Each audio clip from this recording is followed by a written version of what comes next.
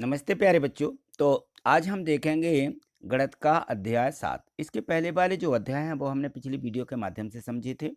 यदि आपने उनको नहीं देखा है तो डिस्क्रिप्शन में लिंक दी गई है, लिंक पर जाके देख सकते हैं या प्ले लिस्ट पर जा कर के भी देख सकते हैं।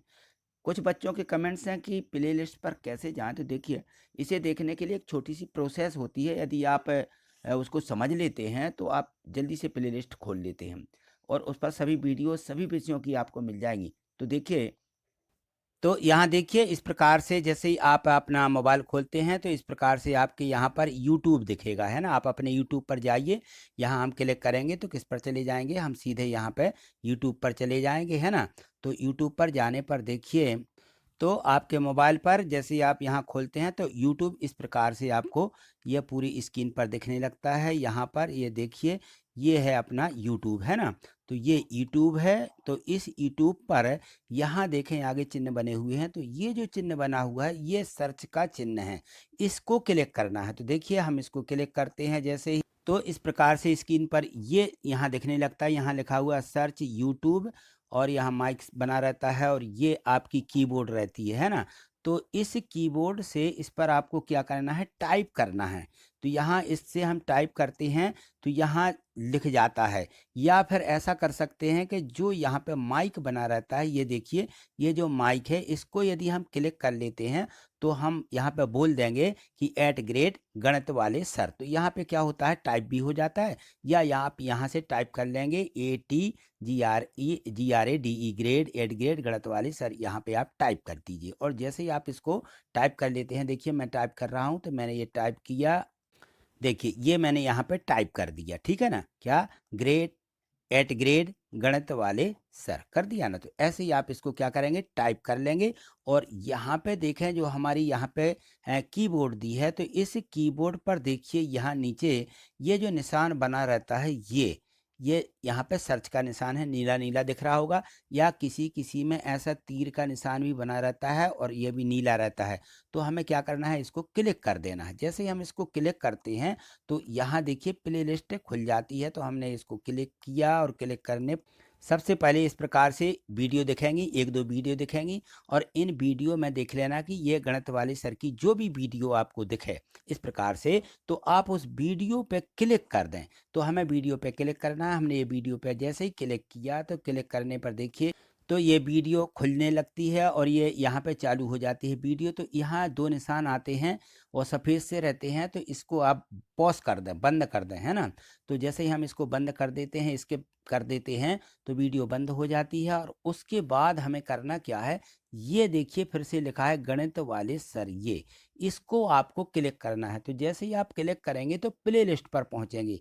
यहाँ आपको पूरी प्रोसेस समझ लेना है। तो देखिए मैं इसको क्लिक कर रहा हूँ, तो मैंने क्लिक किया, तो यहाँ पर आपको देखना है कि ये हमारा प्ले लिस्ट खुल जाती है। यहाँ देखिए ये लिखा हुआ है होम, ये लिखा हुआ है वीडियो और ये लिखा है प्ले लिस्ट, लिखा है ना ये प्ले लिस्ट।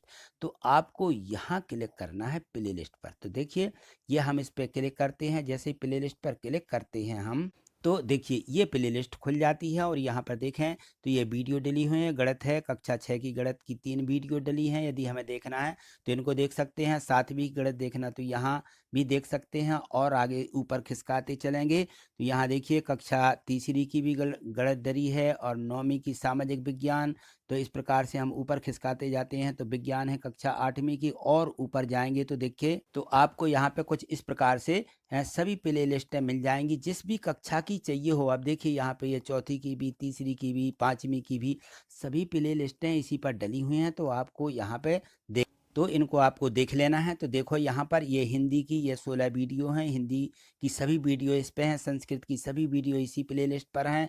और ये देखो संस्कृत 8वीं की सभी वीडियो इसी पर हैं। तो देखिए आगे और खिसकाते चलिए, तो यहाँ देखिए ये जो है यहाँ पे 8वीं की हिंदी है, विज्ञान है ना, 6वीं की या 7वीं की विज्ञान है, और खिसकाइए ऊपर। तो यहाँ देखते हैं हम 8वीं की विज्ञान है, 7वीं की गणित है, 6वीं की, ऐसी हमारी सभी वीडियो हैं इसमें। तो ये है प्लेलिस्ट पर जाकर के ये सभी वीडियो हैं। और यहाँ पर देखें तो ये 6वीं की सभी विषयों की 6 विषयों की वीडियो इस पे मिलेगी। और ये 8वीं की है तो 6 वीडियो ही इस पे आपको 8वीं की पूरी मिल जाएगी इकट्ठी। और अलग अलग से देखना है तो ये अलग अलग से भी सभी विषयों की डली हुई हैं। और आपको इकट्ठा देखना है तो इन सभी पे डली हुई हैं। यहाँ पे देखिए 7वीं की भी, ये सभी विषयों की इस पे पूरी आपको वीडियो मिल जाएगी, ठीक है ना। तो आपको क्लिक करके यहाँ पे देख लेना है। तो मुझे विश्वास है कि आपको ये सभी जो हमने बताई है प्रोसेस करने की वीडियो किस प्रकार से देखें, तो आपको सबसे पहले यूट्यूब पर जाना है। तो यहाँ से जितनी प्रोसेस बताई है वो सब आपको कर लेना है, ठीक है। अब यहाँ देखिए अध्याय 7 घन और घनमूल, ये हमें पढ़ना है। तो प्रश्न जो 1 है इसमें है कि निम्नलिखित संख्याओं के घन ज्ञात कीजिए। घन का मतलब होता है 3 की घात। कोई भी संख्या हो उस पर 3 की घात होती है, और यदि 3 की घात लगी होती है तो उसका मतलब होता है कि उसको 3 बार गुणा में लिखो, है ना। संख्या का 3 बार गुणा करना है। तो यहाँ देखिए, यहाँ संख्या दी गई है 15। 15 का घन ज्ञात करना है। जब हम घन ज्ञात करेंगे तो 15 पर 3 की घात लगा देंगे, और 3 की घात का मतलब 15 गुणित 15 गुणित 15, 3 बार लिखेंगे। तो अब देखिए 15 का पहले 15 में गुणा कीजिए। 15 का 15 में गुणा करेंगे तो 15 ही 15 में 225 होते हैं। कितने? 225। और 225 आ गए, इन दोनों का गुणा हो गया। अब गुणा में 15 और बचे, तो यहाँ गुणा में 15 फिर से लिखेंगे, ठीक है। और फिर 15 का 225 में फिर से गुणा कीजिए। तो यहाँ 15 का हम 225 में गुणा करेंगे तो कितना आ जाएगा? 3375, ठीक है। गुणा करना तो आपको आता है, ठीक है ना।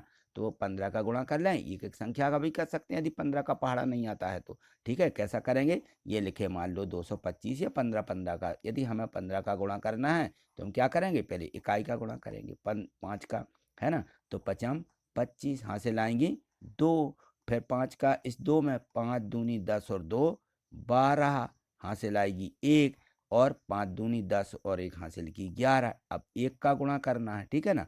तो ये एक संख्या हमें इकाई की छोड़ना है, इसके नीचे कट्टस लगा देना है। फिर 1 का गुणा करेंगे तो 5 ही आ जाएंगे, फिर 2 का 2 ही आ जाएगा, 2 का 2 ही आ जाएगा, और इनको क्या किया?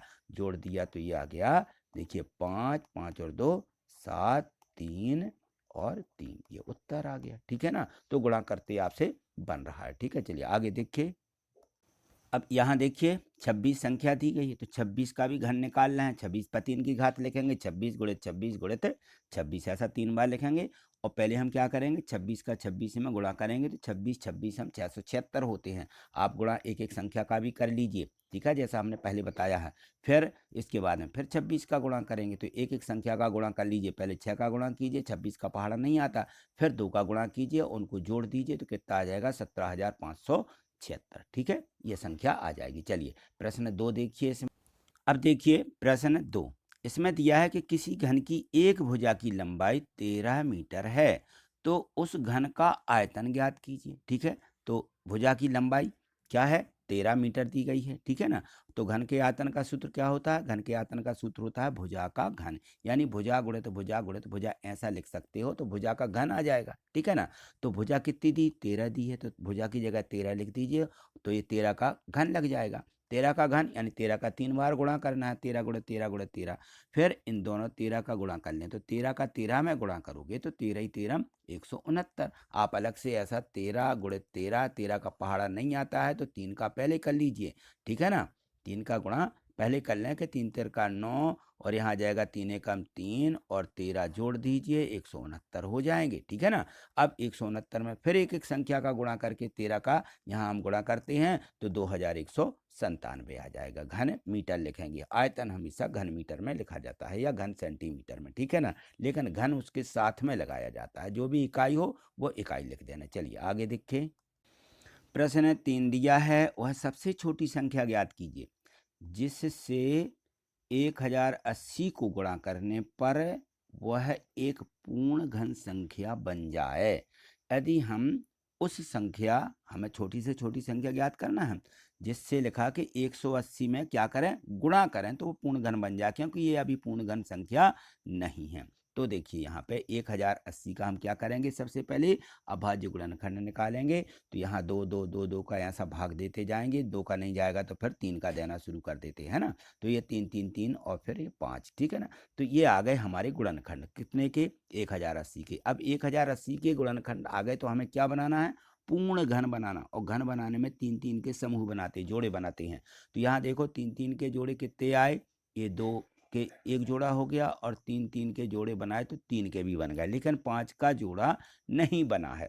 5 का जोड़ा बनाने के लिए हमें कितनी संख्या चाहिए है? तो यहाँ देखो हम लिख देंगे कि यहाँ 3 3 के समूह बनाने पर 5 के 2 गुणनखंड क्या हैं?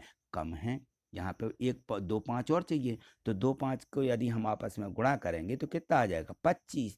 तो हमें लिखना है कि 25 से गुणा करने पर ये जो संख्या है 1080 यह पूर्ण घन संख्या बन जाएगी। बस इतना लिख देना, ठीक है। चलिए आगे देखिए।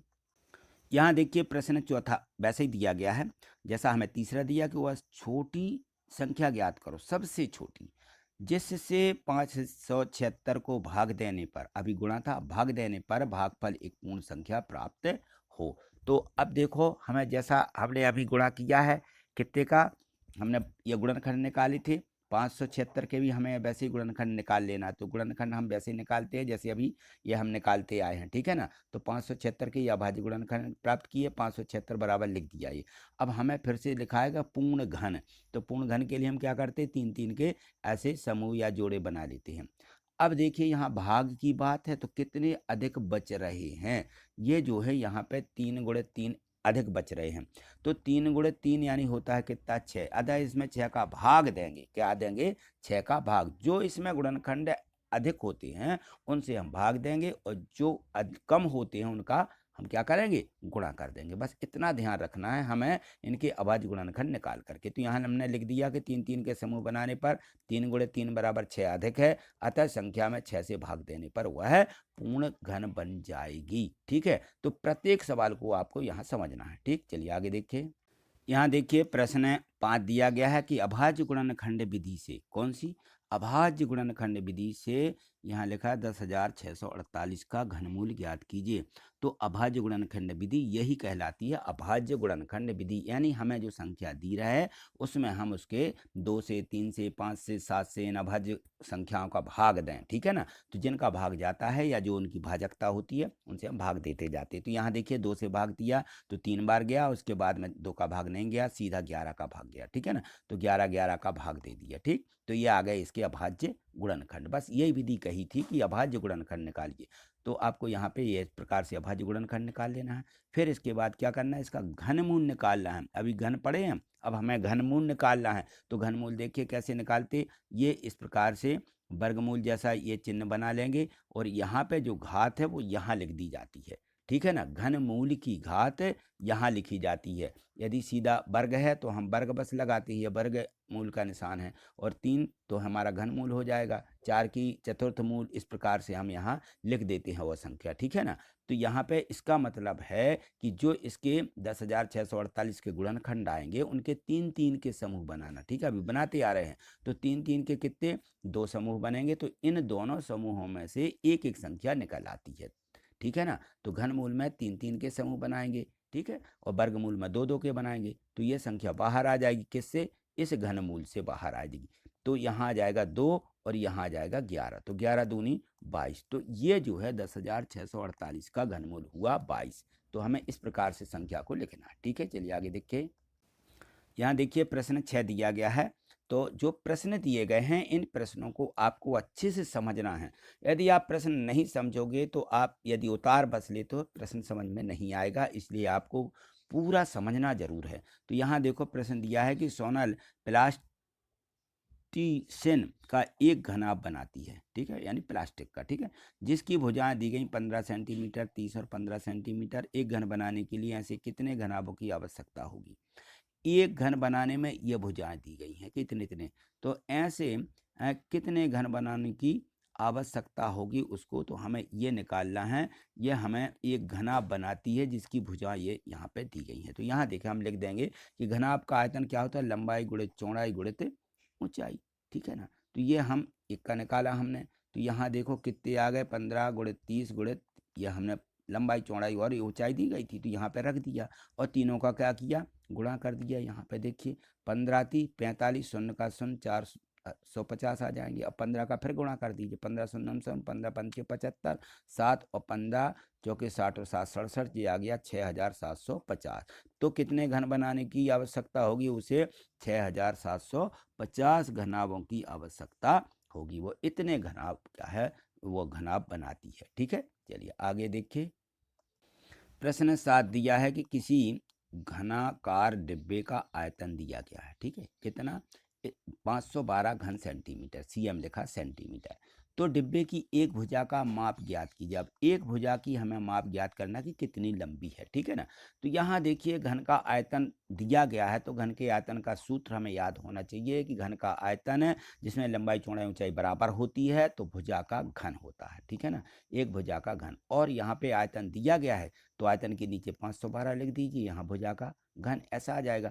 अब 512 के क्या करेंगे, गुणनखंड तोड़ेंगे, अभाज्य गुणनखंड, तो ये तोड़ लिए इस प्रकार से, दो दो का भाग गया है सभी में। ठीक है ना, तो कितने गुणनखंड आ गए यहाँ पे लिख लीजिए, यहाँ भुजा का घन आएगा। अब देखिए जैसे भुजा का घन आ जाता है तो हम यहाँ क्या करेंगे, तीन तीन के समूह बना लेंगे, तीन तीन के जोड़े बन गए। प्रत्येक जोड़े में से एक एक संख्या यहाँ पे क्या कर देते हैं, निकाल लेते हैं। तो इस समूह में से दो, इस समूह में से दो, इस समूह में से दो बाहर आ गई, तो ये आ गई भुजा। घन घन दोनों का खत्म हो जाता है। ठीक है, ये घन यहाँ पे घन लिखा है तो ये हो जाता है दो का घन, ये दो का घन, ये दो का घन, तो सभी पे दो दो के घन क्या हो जाएंगे, ये कट जाएंगे। ठीक, तो ये आ जाएगा 2 × 2 × 2, यानी भुजा बराबर क्या आ जाएगा, 2 दूनी 4, 4 दूनी 8। तो यहाँ लिख दीजिए भुजा बराबर 8 सेंटीमीटर। ठीक, चलिए आगे देखिए। अब यहाँ देखिए प्रश्न 8 दिया गया है कि मान ज्ञात कीजिए। 91 पर 3 की घात लिखी है और ऋण 90 पर भी 3 की घात है, तो 91 का घन ऋण 90 का घन ये आया है। तो हमें क्या करना है, 91 का 3 बार गुणा करेंगे, ऋण 90 का 3 बार गुणा करेंगे, फिर गुणा करके घटाएंगे, तो बहुत लंबी प्रोसेस है। अब यहाँ देखिए एक प्रतिरूप होता है, एक पैटर्न होता है। प्रतिरूप यानी क्या होता है, पैटर्न। पैटर्न, इस पैटर्न को समझिए। पैटर्न क्या होता है, पैटर्न यहाँ देखो हम छोटी संख्या से बना के बता रहे हैं, तो ये देखिए पैटर्न को। यदि 2 ऋण 1 यानी एक संख्या उससे एक अंक कम वाली संख्या का घन है, ठीक है, तो इसका पैटर्न होता है कि एक धन 2 गुणित 1 और गुणित 3। यदि 3 की घात है तो गुणा में आपके यहाँ 3 आएंगे।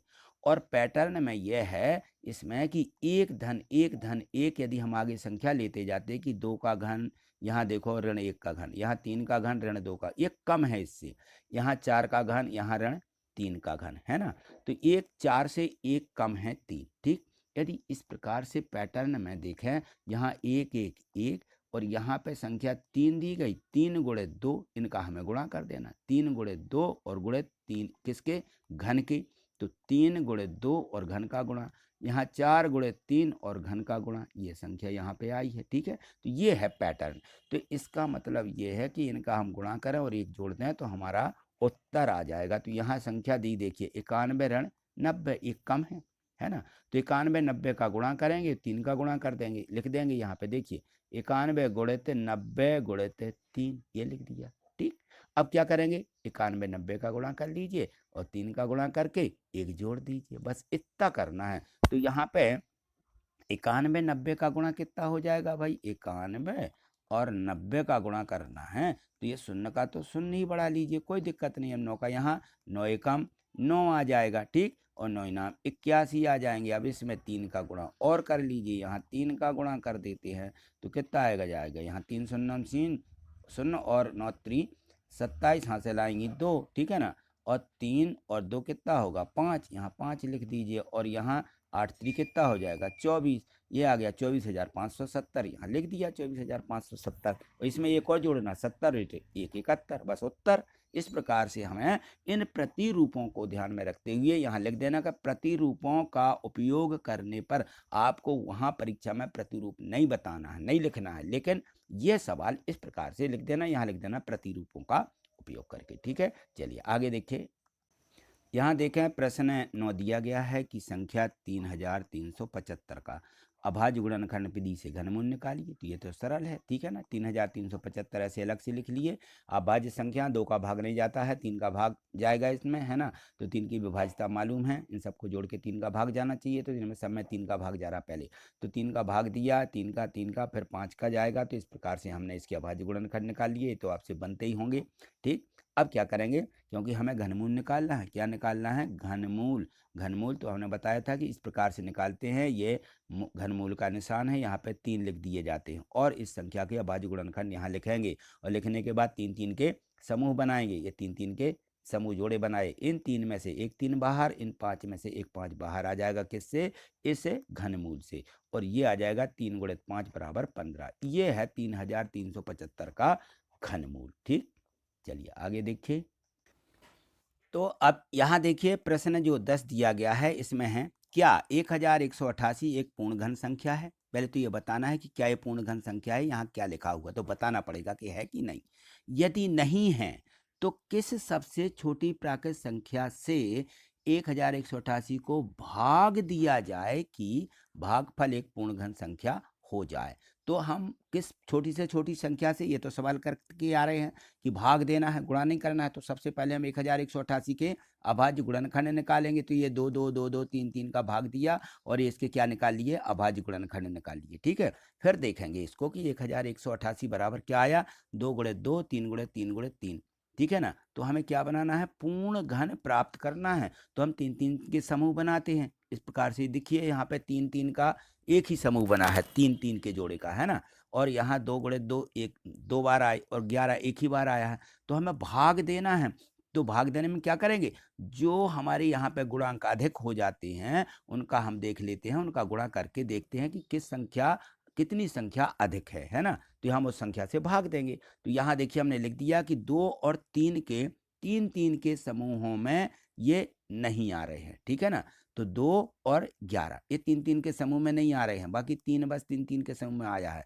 तो हम क्या करेंगे, 1188 क्या है, ये सबसे पहले तो बताएंगे कि ये पूर्ण घन नहीं है। ठीक है ना, अतः हम करेंगे क्या, इस संख्या में 2 × 2 और गुणित 11, यानी ये संख्या जो अधिक है इनका गुणा कर लेंगे, कितना आया, 11 दूनी 22 दूनी 44, ये 44 आ गई। तो 44 से क्या करेंगे, 44 से संख्या में भाग देंगे, भाग दे देंगे तो वह संख्या पूर्ण घन बन जाएगी। यहाँ देखिए आप 1188 में 44 का भाग देंगे तो 27 मिलेगा, और 27 3 का घन होती है। अब ये संख्या क्या बन गई, ये पूर्ण घन बन गई। ठीक, अब यहाँ देखिए जो दूसरा सवाल दिया है, यहाँ दूसरा नहीं लिखा हुआ है, यहाँ लिख लीजिए कि यह दूसरा सवाल था, इस बुक में नहीं छापा गया है, पिछली बुक में छापा था। तो इसमें देखें ये जो यहाँ पे है और यहाँ लिखा है मान ज्ञात कीजिए, पिछली वाली बुक में लिखा कि मान ज्ञात कीजिए, यहाँ नहीं लिखा है। ठीक है, तो यह मान ज्ञात करना है, 3 का घन 4 का घन धन 6 का घन। तो यहाँ देखें 3 का घन 4 का घन और 6 का घन, तो 3 का घन 3 का 3 बार गुणा करेंगे। ठीक है ना, 4 का 3 बार, 6 का 3 बार, क्योंकि 3 की घात लगी है, तो 3 × 9 = 27 आएंगे, 4 चौके 16 चौके 64 आएंगे, और 6 × 36 छक्के 216 आ जाएंगे। इन सबको क्या किया, जोड़ दिया, तो कितना मिल गया, 307। बस इसका उत्तर मिल जाएगा। ठीक है, तो इस प्रकार से सभी प्रश्न आपको समझना है। तो आज इतना ही। मुझे पूर्ण विश्वास है कि 1 से 10 तक के जो प्रश्न इसमें दिए गए थे आपको पूर्ण रूप से समझ में आ गए होंगे।